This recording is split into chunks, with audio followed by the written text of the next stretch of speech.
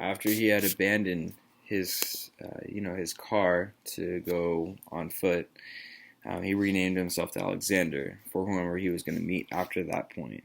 And after meeting numerous people who decided that they'd like to help him on his journey, it helped him become who he always wanted to be.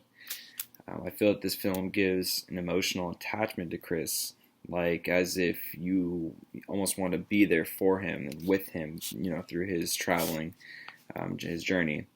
But after traveling through many different states, he wound up meeting a man named Ron Franz. He became real close with the elderly man, who rejoiced life with Chris because he had lost his family in a car accident while he was serving in the army. Franz and Chris got along more than anyone else in the entire film. Franz taught him new workshop skills like leather works and doing different things in the workshop, and showed genuine care that I think that Chris had never seen before.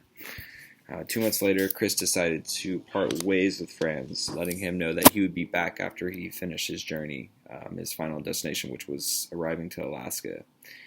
But on his way there, 4 months later after his departure from Franz, Chris jumped to a scene that he's living in an abandoned bus.